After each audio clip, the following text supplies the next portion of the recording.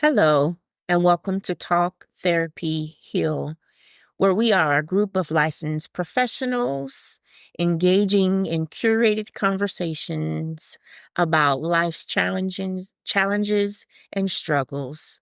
Join us today for an awesome episode. Hi, I'm Kenya. Hey, I'm Rachel. Hey, I'm Larisha. I'm Yanika. And my name is Shantra King.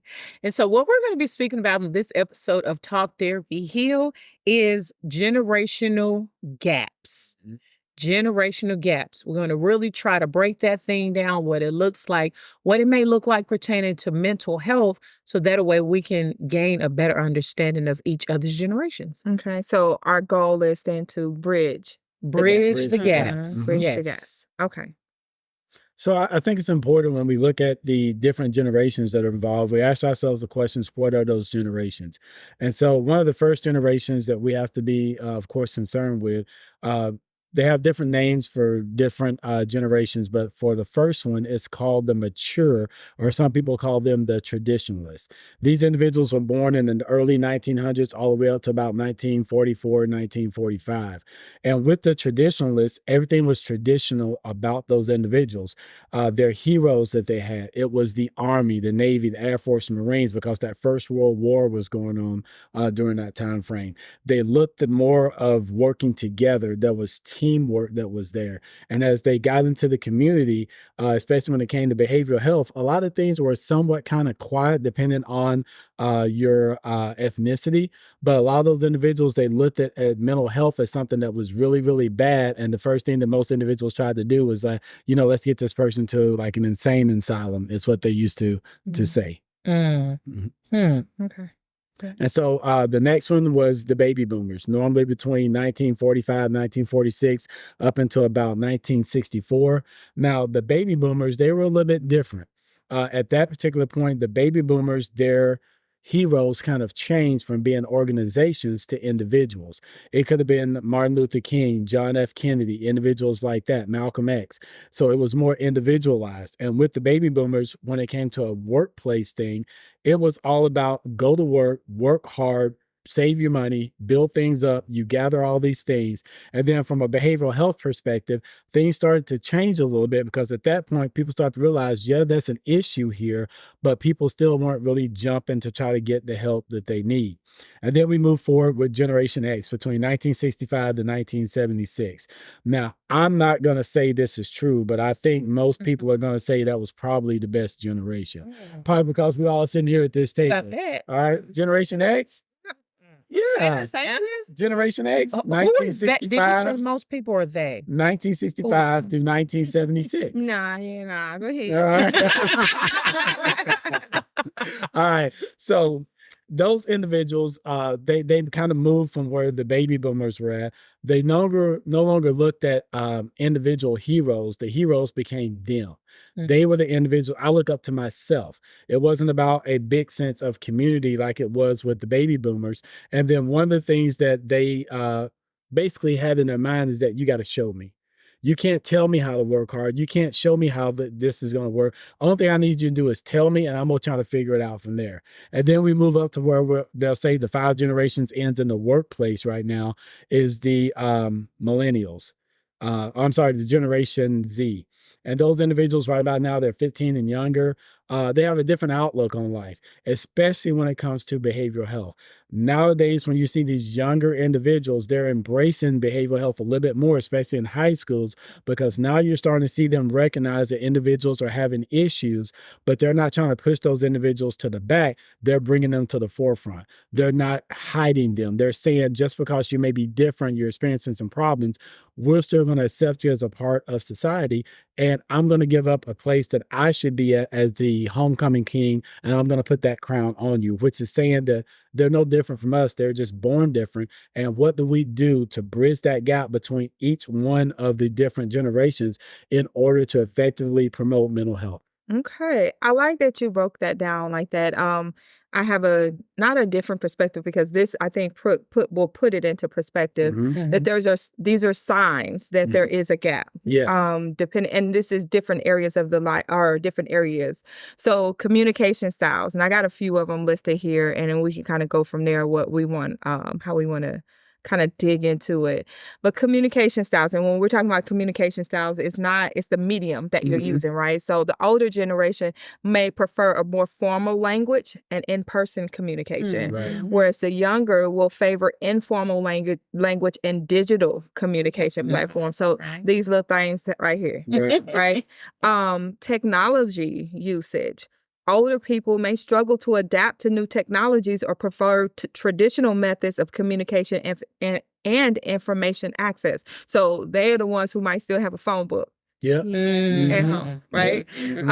Younger may exhibit greater fluency with digital devices, social media, and online platforms. So everything can be found online with young folks, right? Values and beliefs, which is a real good one, a huge one. Older people have traditional views on topics such as marriage, gender roles, and authority. Younger people may embrace more progressive or liberal perspectives.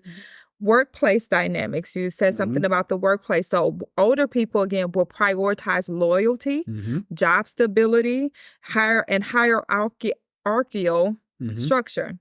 Younger people value work-life balance. Love that. Yeah. Flexibility and opportunities for career advancement. So it's all about how I can get ahead. Let me see how I can keep going higher.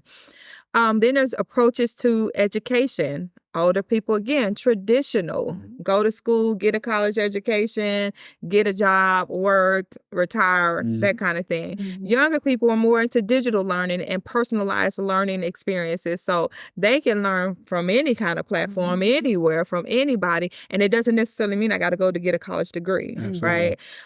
Family dynamics. Older people are more authoritative in their parenting styles. Like, you do what I say, when I say, how I say.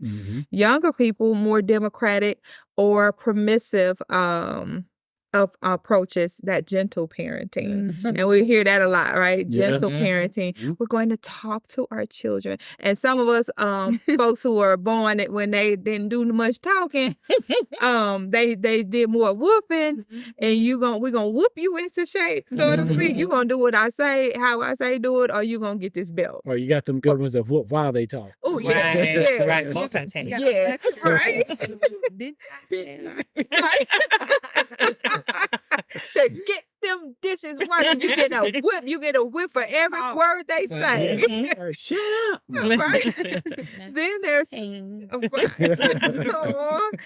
then there's the social norms and etiquette. Older, again, with the traditional etiquette rules and social customs. So you fall in line with what is customary for socialite, right?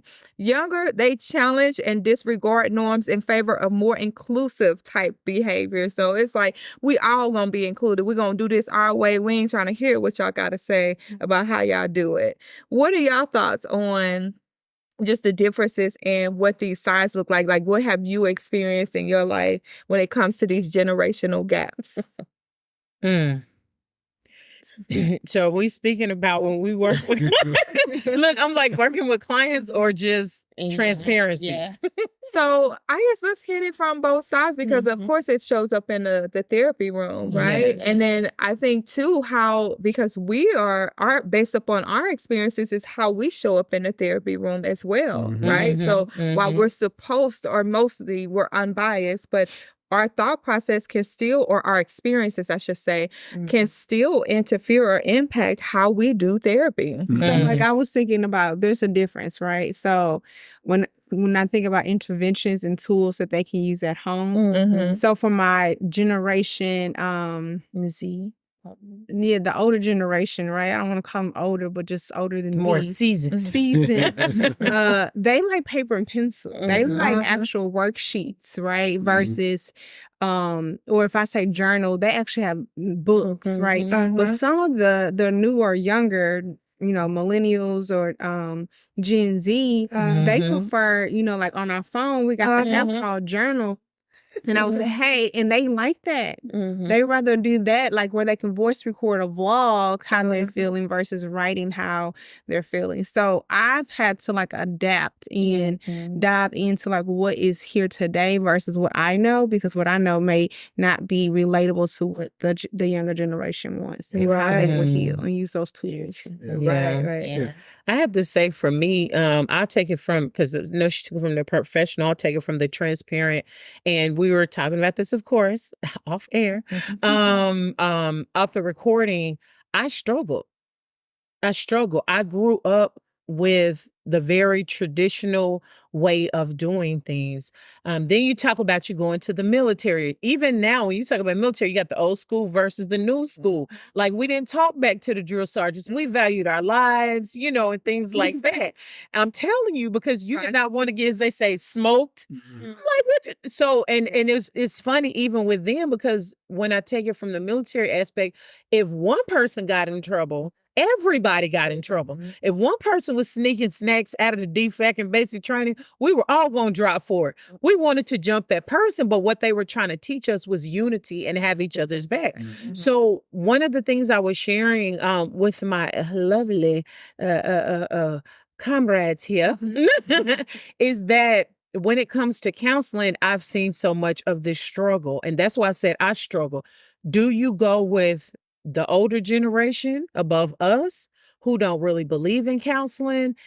I'm not going to explain myself. You may get a lot of pushback, and very well, because they may not know the words to say. They may not know, because if we think about, like, let's say generally how it used to be, I don't know where the breakdown happened.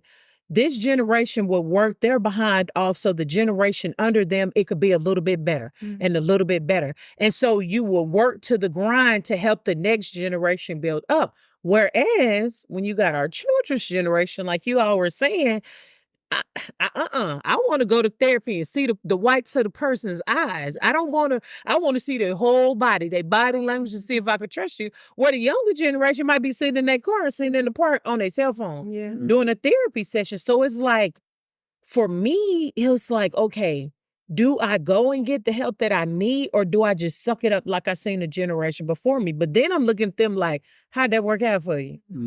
Okay. But then my battle was, being a mother of 5, how can I relate to the younger generation of my children? I didn't want to be stubborn and prideful and all those things. And I want to be able to communicate with them. So how do I do that? And so some may feel, well, if I go to therapy, especially, not to say for all of our community, but a good deal of it, then I stand a chance of being talked about by the older generation. Yeah. But then if I don't go, so I feel we're the sandwich. We're the meat in between two pieces of bread. So do we go at the top or the bottom? But then I guess what the resolution that I came to, I'm not going to say I guess is what I did, is the older, I respect their wisdom, I respect their guidance, I respect all of that, and I still have a lot of traditional values. But the younger is who, I'm not focusing on my family of origin, the family that I came from. I'm focusing on the family that I'm building up. And I want to break a lot of those generational things. I don't know. For you all, I don't mean to change gears. I want y'all to come in what the question was, but have you found that a lot of people in the meat of the generations is feeling the same way? They struggle. I guess when I look at the differences between the clients that I see, my caseload starts from age 6 or 18 and up. So I have the younger people and I have some older, more seasoned people, right, that I see. I think the more seasoned people struggle with being open or even coming to therapy to express, because again, they were never taught that was okay. They were taught that what happens in this house stays in this house, and you don't share your business with anybody. And then it went to, if you got a problem, take it to church. Take it to the Lord and pray. Or suck it up and deal with it. Yeah, suck it up. Yeah, Lord, we say in the military, we got that all the time. Suck it up and drive on. Yeah. So, yeah. So I think in that generation is what I'm seeing there. And maybe it is more of something of a sandwich to where they're trying to decide whether or not to share their emotion or find language to share their emotion versus the kids who are really sharing, like they are really sharing. They gonna let you have it. They gonna let you know, how they're feeling, how you made them feel, and all of the things to go with it. I think that gap right there bothers a lot of seasoned people because they didn't have a voice. They don't know how to have a voice. And what they start to see it as is disrespectful from the younger generation, as if they're disrespecting them. And how they're speaking. And I'm just like, that's not disrespect. That's how they feel. But again, that older or that seasoned generation is like, no, you don't talk back. No, you don't talk about anything. No, you don't go to anybody and say anything. You keep that stuff in because that's what I had to do. Right. I'm just going to jump in real quick. So, in my experience, I had the opportunity to work with, groups of different ages. And then, of course, veterans. But the groups of different ages, merging them together, we thought it was going to be a huge problem and a huge disconnect. But truth of the matter, it's really basically, how should I say? They want the same thing. They want the same thing. They want to heal. They want to, be in a space to where they can express themselves. It may sound like, well, I don't talk about that right now, or it may sound like, yeah, I felt that too, but I didn't know how to say it or how to get it out.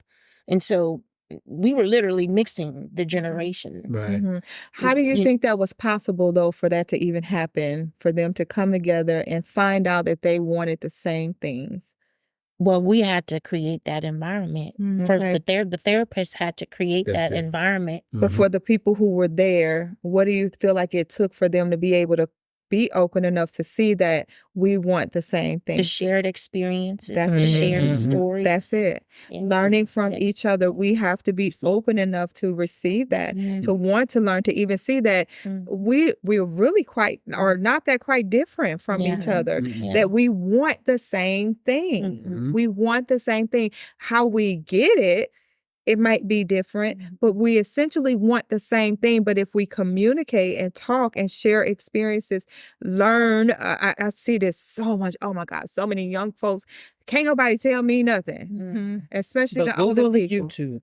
Oh my God. They don't want to listen to the wisdom. And maybe it's because sometimes with the people who should have the wisdom, they really don't know how to deliver the wisdom that they do have, or the way that it comes across is judgmental. So that creates that divide there. That is the gap that is created. But when you sit down and you get an understanding of each other, you learn that you want the same things, and then you can learn how to communicate that and be able to develop or deliver that in each generation. I think you're right. And another thing, the way I kind of look at things, when you look at those maturers back in the 40s and you bring it all the way up to the millennials and the Gen Zs right now, they looked at things very different based off of what was going on during that time, especially from a behavioral health standpoint. Back then, there were gaps when a lot of bad things happen. Nowadays, there's something bad happening every day, just about. And so look at the exposure that the Gen Z is getting and the different crises that they're seeing, that they're living through. So behavioral health is really at the forefront. And they are the individuals that are really kind of screaming out saying, wait, hold on a minute, somebody has to do something, because this ain't just happening every 10th month. This is happening every 10 minutes. And I think the way that you do that is just like Larissa said, we have to bridge the gap, I believe, through facilitation. When you get that opportunity to do psychoeducation with individuals, the therapist being the facilitator and getting individuals an opportunity to say what they need to say, how they feel, and then mirror that up. What did you think about that? How is that comparable? How is it different? And that way individuals start to understand each other at a deeper level. And I believe that's one of the reasons why we have so many problems in the world today with communication. We don't take the time enough to understand another person's point of view and then relate to it. We just got to be right. Yeah. And from a mental health perspective, bridging that gap, individuals in the 40s and 50s may have not had the resources that we have today. Whereas you can go almost on any corner or on a computer and say, I want to get some therapy, and bam, it's there. I think the biggest bridging of the gap has to come between, like Shan said, those people in the middle, is how do we make those connections follow through so that the older individuals can move up to where we're at now, and then the younger generation can understand where they came from. I would just say, like, the encouragement of when you talked about, like, how do we bring them together, I think what brings us together now is social media. Yeah. So, like, the younger generation, Z now, whatever we are, millennials, they use the platforms to say everything. And we can look at that from a good and a bad perspective, but they do have a voice versus the baby boomers did not. But now that baby boomers are coming on Facebook, now they are seeing, like, you know what, it's not bad. I think about, like, you know, people within my family who are now on Facebook, you know, they're like, don't show my face. Don't put my picture up. I don't want my real name up there. They're so secretive. But I mean, at least they're trying, right? And so I think that we can, you know, applaud social media for the good that it is, because it does give an opportunity to bridge the gap. Yeah. And I think working with individuals from different generations, kind of helping them to work with one another to understand, is a key as well. I work in an area where we counsel individuals that have problems on the job. And I had one individual that came in, they were having problems with a new computer system. And I was like, okay, what seems to be the problem that you're having with it? I don't understand it. Well, did they not put you through training? Yeah. Did they not do right seat rides, or what we call desk side ride? Yeah, we did all that. Okay, so what's the issue? I just don't like computers. It wasn't the fact that she couldn't do it. It was the fact that she came from that further generation where computers were these big things stuck on the wall, and you had people walking around with clipboards reading data. It wasn't this right here. The job that she had for over 40 something years was all paper. And then it went to typewriter. You know, you wrote it, then it went to typewriter. And then when it went to a computer, you saved it on a floppy disk. And they still allowed them to do that now. Now all of a sudden they changed, and everything is straight in a computer. That was it. She couldn't keep up. So I was talking to one of the supervisors, say, hey, have you ever thought about taking one of the individuals that are younger, that are really good with computers, and sitting there, oh, that ain't gonna work. They go bump head. I said, really? I said, why don't you try it and see what happens? She got it. So sometimes bridging that gap is just taking that opportunity, whether it's through work, whether it's through behavioral health, psychoeducation, to really sit down to get individuals to understand both sides of it. That's it. And go from there. Understanding, Yes. and understanding the differences. I think we're afraid of, I think that's the thing. We're afraid of what we don't know. Absolutely. Right? We're definitely afraid of what we don't know. And then we always want to put people in the box that we're in. And if you don't fit perfectly in my box and you're outside of doing this thing, then I got to discard you because you don't work. Yeah.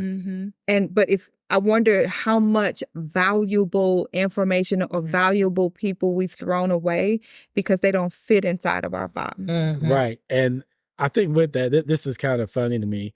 It's bringing those individuals up to speed to show them how helpful things can be. A lot of times with older generations, especially, they don't understand that coming to a therapist and sitting down and telling them your feelings and all that stuff can be helpful, because they've only been taught to keep it all in. You suck that up and you deal with it. And like my mom, oh, bless her, Jesus.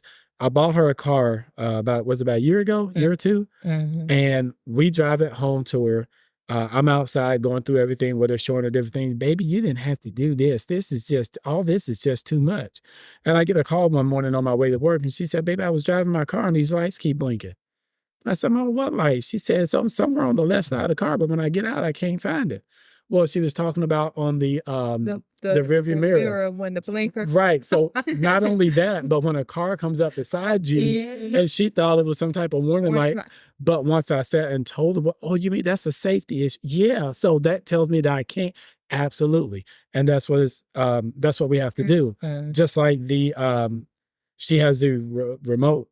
And it's push button. My mom ain't never had a car like that. Everything was with a key. But now she realizes she ain't got to be fumbling around to find her keys in her purse. If they in that purse, that's it. So that's bridging the gap, showing people the benefit of the changes that have happened over time, especially with behavioral health. That's it. So the older generation, it will be beneficial if they become more curious. Yes. Versus closed off. Like you said, like not in the box, but just become curious instead of saying, "Oh, I don't know that," or "That looks off," or "That's weird," or just being judgmental. Yeah.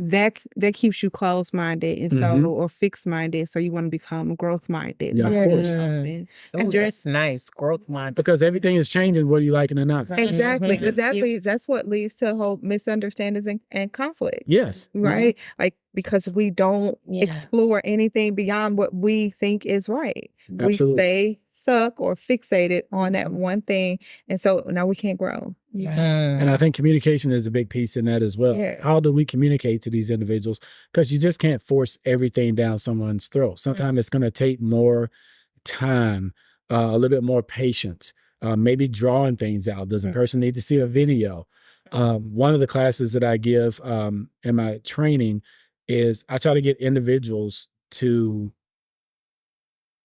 coax somebody to move to their side of the room. So I take two individuals, one on that side, one on that side. They can't say anything to each other, but they just got to get the other person to potentially come on the same side of the room. In other words, the goal is to get both people on the same side of the room. And it usually goes like this.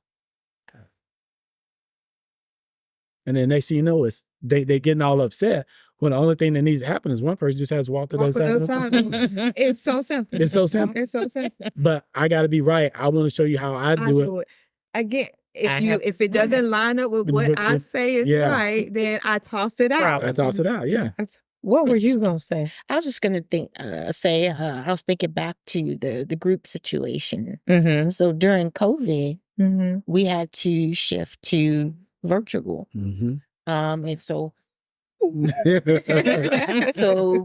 bringing the generations, together, that was a task in and of itself. I bet. But the purpose, the end state was that they would be provided with, mental health care to process through, feelings, thoughts, emotions, and what have you. But the older generation, I would say, they came through it with flying colors, and most of them had said, "Hey, this is easier." Yeah. You know what I mean? I think I want to stay virtual. You got to leave and drive to the exactly, exactly. But I think technology bridged them, brought them together. So being open-minded, going back to what we said a little earlier today on being open-minded about the new changes or changes that are taking place and being okay with it, not saying because I don't know it, I'm afraid of it and I don't want to try it and tossing it out. Like they say, don't toss the baby out with the bathwater, right? Try it and see, or if you don't understand it, communicate that you don't understand it and ask for help. So I would say pause here, because this is our new thing now. You haven't picked it up. Pause and ask yourself, where can I become more open-minded? Where have I been closed-minded, and how and where can I become more open-minded so I can bridge the gap, rather in my community, within my family, at work, at church. Like, there's so many spaces that you can begin to bridge the gap. So just pause and hold yourself accountable and see where you can become more curious. Yeah, you said family, and the first thing came with your children. Yeah. Because y'all are totally different generations, and we tend to rule, like I said earlier, with how they communicate, or where I was saying the authoritative type of dynamic in the family when you have these younger kids and they're just adapting to the world that they live in, and because you don't understand it, you coming at them like this, and all you doing is pushing them away, right? So it's like, identify that. Like she said, identify that place where you can be more open-minded as it pertains to how you even parent your children. Yeah. I sit up and I think about, which I see it so often, judgment. Mm. That which I don't understand, I will judge. Mm. Even though we're not supposed to judge, Yeah. especially if you're a believer, but that's a whole different, Yeah. but we are not supposed to judge. And so as we speak about the different generations, and I'm sitting up thinking about mental health, just what, you all were saying, those who are the more seasoned adults will judge a young person who's having difficulties, and they go to counseling, and then you calling them soft and you calling them weak. Mm-hmm. But then you have the younger people who Nikki was saying, who when it comes to the older seasoned people, it's like they can't tell me nothing. They haven't been through. And you know what I realize and what I find out is when an older person who has all these years of wisdom pass away, then that's when the younger people's like, oh my God, I wish I would have spent more time with them. And their mind is almost like they'll last forever. They'll be here forever. It doesn't even matter. And I see such a disconnect even with that. So it's judgment coming from the seasoned, but then it's also judgment coming from the younger. But one of the things that I know we've heard this 1,000 times, people, I'm going to take Rachel's word for just a minute because I want you all to think about this between now and the next session. So pause on this one. Write this down. I desire for you to be mindful of people who always have a story. And this is what I mean. Someone could come in, either one of us, and say, hey, y'all, if I could talk to y'all for a minute, this is what I've been going through. Right. And instead of fully listening to that person to gain understanding, you're listening to respond. So before you cutting her off, I remember when I went through that, and girl, and it was this and that. People will always turn it and make it about them instead of listening to gain understanding. So that way, pause for a minute after you heard what they said to make sure that you heard what they said, and then be reflective of them and not making it about you. Right. So ask yourself, are you guilty of that? Because then when they're not listening to me, I was trying to help Rachel, and I was talking. So then I'm going to Nikki and gossiping and judging Rachel because she's so weak. Every time we turn around, all she do is complain about what she's going through. You never listened to her in the first place. So how can we bridge a generational gap if we're not listening to gain understanding? We always gotta, as we say, one up. Yeah. Oh, I got a story for that. When I went to Nam back in 1960. What? What does that got to do with me dealing with depression now? Right. Look, the pandemic, they didn't have that back in Nam. Yeah. So I don't understand why the first thing is to judge, which further divides the generational gaps. Why not, if you're an older seasoned person and you may not have been afforded all the opportunity to attend counseling when you went through things, but let me tell y'all what y'all did have that we don't have. Y'all had a village. Yeah. Y'all had more people in the community that you trusted, that you can talk to, and you didn't have to worry about your business being in the daily newspaper or on news or social media. Whereas here, that's not the case. Yeah. The village broke up somewhere. So why not say, I commend you. I might not understand that you're going to counseling. I might not but I commend you for going to get the help that you need. That's a good point. And I think sometimes you do just have to sit and listen to people, especially some of the older generations. Really what they just want somebody to listen to them sometimes. That's right. And I remember I was on my way to an appointment. I was going in for a PTSD appointment. And there was another veteran that was there, and he just looked over at me and was like, you look pretty young to be a veteran. And I said, well, actually, I'm retired military. And he said, did you go to war? And I said, yes, sir, I did. He says, I did World War II and I was in NAM. And I said, oh my God. And he said, what? And I said, sir, I give you all my respect. I don't know how you fought a war like that. Being over in a place where them people knew the backyard better than you did, and the booby traps, the tunnels and all that stuff. And he's like, son, you must be crazy. And I said, why do you say that? He said, no, I give all my props to you. And I said, well, why is that? He said, because you had to fight a war and you're out in the wide open. You didn't have no place to hide from anybody. It's sand. Everybody sees everything. And I was like, wow. And what that did is helped us to appreciate one another. I'm giving him props for what he did that I didn't think I could go through, and he's doing the same thing. And we just sit down and had a natural conversation until he got called back. Sometimes it's just about enjoying a person's company and getting to know people at a deeper level. Now, in bridging that gap, especially when it comes to behavioral health, I think a lot of us may not realize how big of a gap has really been bridged. If you think back to those maturers, when it came down to behavioral health, yeah, we knew they kind of blew things up. You suck it up, you do this, that, and other. But I need to go to my doctor. And they have to explain this stuff to the doctor. The doctor don't know. So what is he going to do? Let me give you a referral in a week to a psychiatrist or a psychologist, and then that person will refer you to a therapist. Look how much time is gone. Right now, you can get straight on the computer, get on your phone. I need a LMFT, bam. And the internet's all connected. You can go and find. So I think that society, because of the changes that have been made, there's a gap that's already been bridged right there for information and getting to behavioral health services. That's true. So it's the shared stories that bridge the gap. Yeah. Yeah. Listening and sharing each other's stories and giving each other space. To be Nikki said it. We're not that much different from one another. And if you really think about it, and I think that's what we need to do, is we need to slow everything down. We're going 100 miles an hour. We need to slow it down about 20, 25. And think about it. If a person from an older generation just starts talking to somebody out of the blue, what does that really say? Maybe that person is wanting to ask for help or need connection. Yes. And, you sit there, oh, well, sir, the so-and-so office is right back. Yeah, I know it's back there, but I'll go back there in a minute. Think outside about that person. Why they pick you out of the group? They want to talk. Maybe there's something about you. And maybe they were led to you for that specific reason, just to say, you know what? Let's sit here and talk. Let's get a cup of coffee. Let's do something. And that person may come out and say, you know what? I'm really on the ropes right now about getting some behavioral health treatments because I know I got an issue, but I don't know. Well, sir, let me tell you, I'm young and I'm not sure what got you to that point, but I'm glad that you told me. And you know what? Tell me why you're on the fence about it. And you may be able to get that person the help that they need, because you never know if that person walks away from there and you were the deciding factor if they decided to end their life or not. I was just getting ready to say that. I was just getting ready to say that.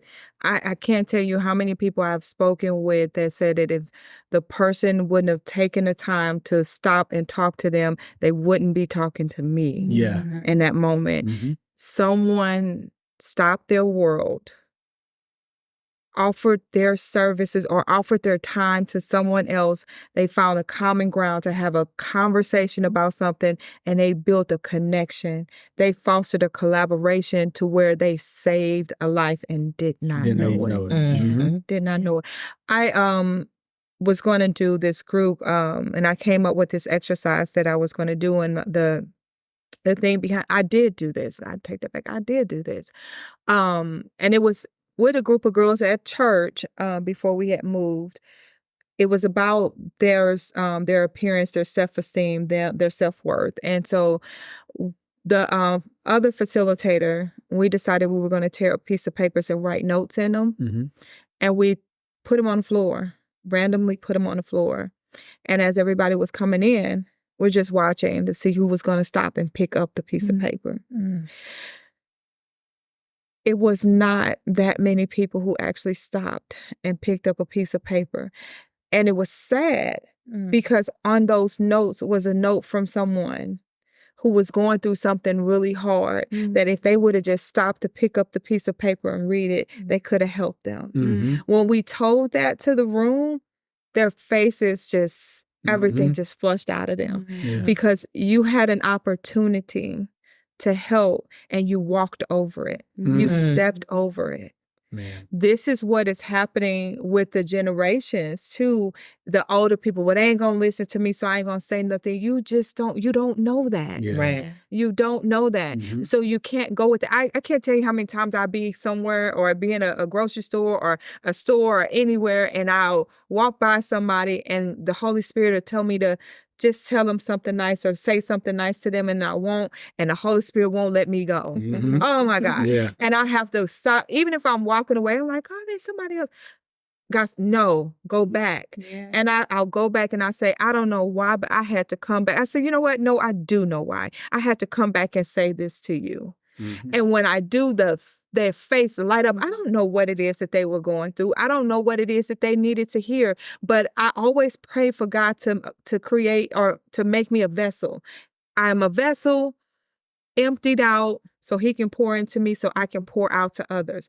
But how am I going to pray for him to pour into me and then he'll tell me to pour out? I don't.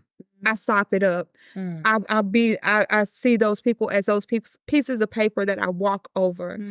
I always, every single time I go back and correct myself on it, but now it's become so easy that when I hear it, I feel it, I just immediately stop. And I tell them whatever it is that God has placed on my heart to say to them in that moment. Again, not knowing what it is that they're going through. I don't expect a response. I don't even think that you don't even have to stop talking to me. I just needed to say this to you.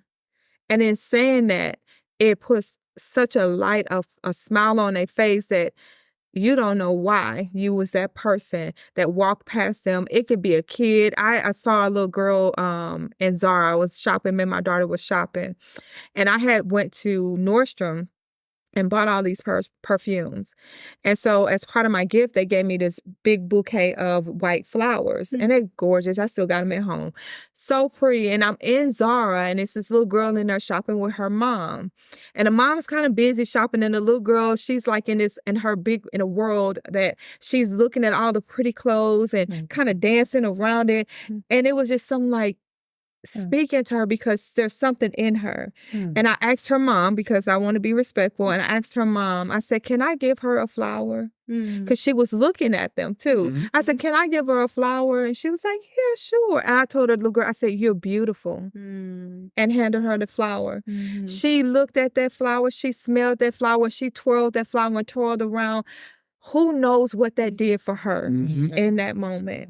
Absolutely. A beautiful moment. But had I not given into that, or just like, oh, that's somebody else's daughter, I'm just gonna leave that alone. I'm adult. I'm doing my own thing. I'm gonna mind my business. What people say, mind your business and drink your water.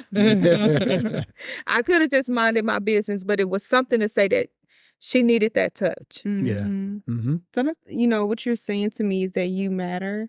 And so, like, what I say matter, and what somebody else says to another person matters. And so don't overlook what you can give to the next generation or the generation behind you. That's crazy. Good point. I had a client that came in and saw me one day. We did our initial intake, and I have a almost like a resiliency board up in my office, and it has positive sayings on it. And what I'll ask my clients to do is that if you see something up there that speaks to you, take it off. But what I need you to do is write something positive for somebody else and put it up there.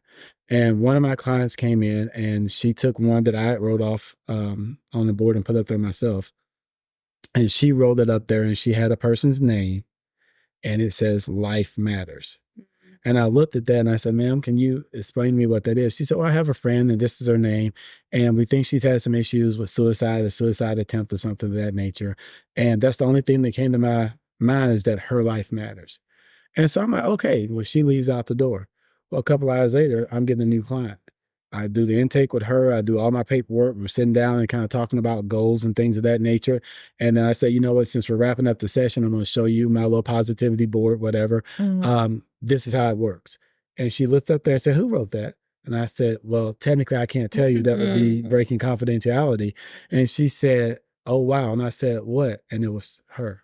Wow. And she was like, I know exactly who that is now.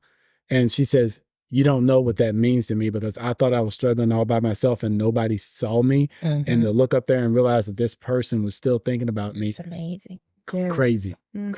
So God will put you in a position. He will. He will put you in a position.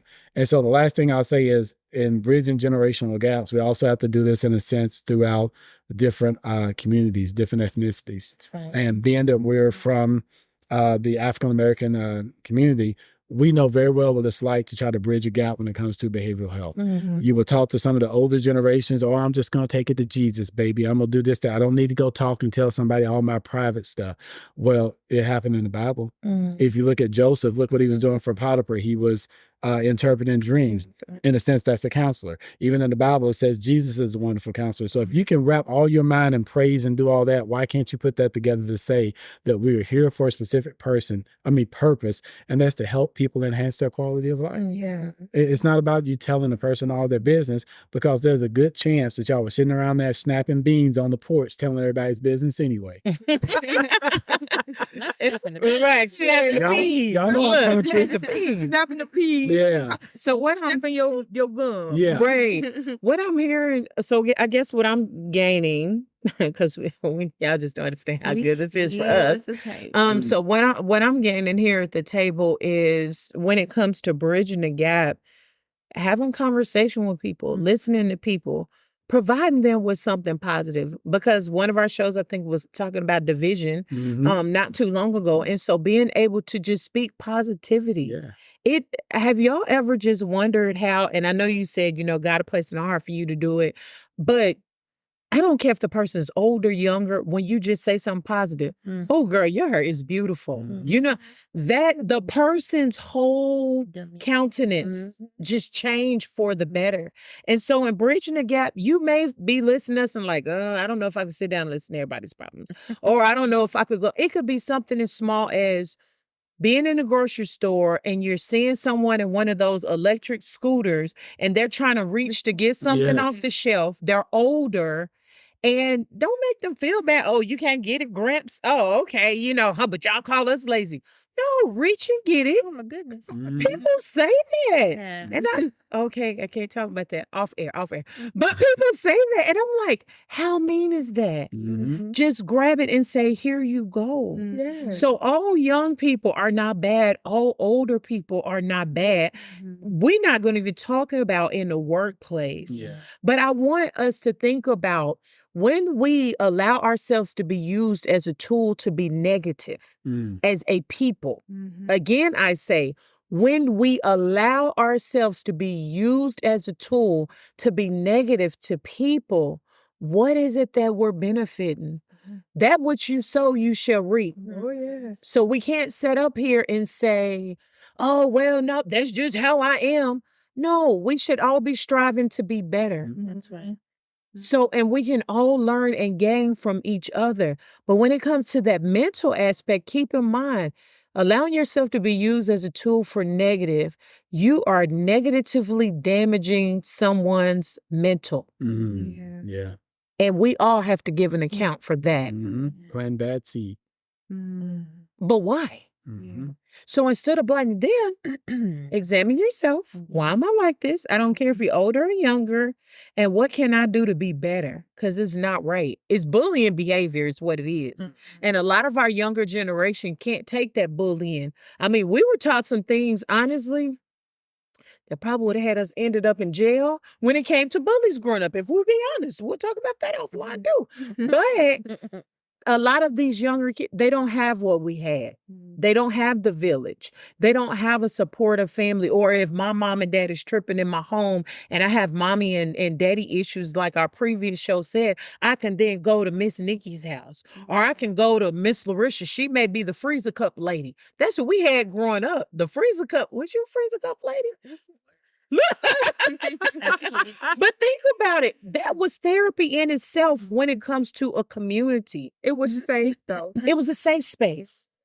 How much safe spaces do these younger generations have? Or do the older generation? Yeah. That too. Good. Yeah. You know something that just hit me, and we've been doing this for just about every episode that we've did. We usually give a definition. And we didn't do definition for bridge. We did. Yeah, but I looked it up, and this is key. I believe this is something that God's just dropped in my spirit. A bridge is a structure carrying a road, path, railroad, or a canal across a river, ravine, road, railroad, or other obstacle. Something that is intended to reconcile or form a connection between two things. That's good. The elevated enclosed platform of a ship for the captain and officer's direct operation. The upper bony part of a person's nose. A partial denture supported by natural teeth on either side. The part of a string instrument over which the strings are stretched. Also in music, it is a bridge, passage, or a middle eight. And then the last two, the support formed by the hand for the forward part of a billiard cue when you get ready to shoot the pool stick. And then the very last one is an electric circuit where two branches are cross with a detector or a load is connected. If you think about a bridge, every last one of those definitions there is all about connections. So think about when we ask you to bridge the gap between behavioral health, we're talking about making connections to get someone to the help that they need, to make a lifelong connection through friendship or resource, something of that nature. The word bridge is so important. So ask yourself, are you going to be a bridge or are you going to be an obstacle? Ooh. Mm. All right. I want to be a Drops bridge. night. I think I'm We gonna said take. bridge, I we take. touched our nose. Right. I'll take bridge for. Be a bridge or an obstacle. Mm. Wow. I want a T-shirt. Hey, Talk Therapy. Talk Heal. Therapy Heal. That's it. Right. That is amazing. We are bridgers. We are Yes. bridging We are. the gap. Yes. We are bridging the gap. I mean, the gap between people being able to access mental health services. Mhm. This is a bridge. This is a Mhm. gap. Now, it's not the all inclusive, y'all, Right. but it's a bridge to get you there, to help you see that there is a pathway. Mhm. We're Right. that pathway. That's Thank you, good. God. Yeah. Yeah. Thank you, God. That is good. Woo, okay, y'all. So that's gonna wrap us up. We hope that y'all gained something from this. I feel like we got a tip though. We got a lasting tip that we can leave for the people to help in processing all of this and just understanding that you can bridge gaps, that things can happen better in your world when it comes to generations. My last thing to say is to remain open-minded and curious about the perspectives and experiences of other generations, recognizing the richness that diversity brings to relationships and communities. Mm. That's good. That is good. I guess I'll just repeat what I had said earlier, and I just hope everyone kind of takes that with them, which is again something we've heard: listen to respond. Listen not to respond, yet listen to gain understanding without judgment. I think for me, I'll just go back. One of those 90 songs with Aaliyah, age ain't nothing but a number. Don't let a number or an age prevent you from making connections with someone either older or younger. That's good. Okay, That's Aaliyah. good. Okay, I'm just piggyback.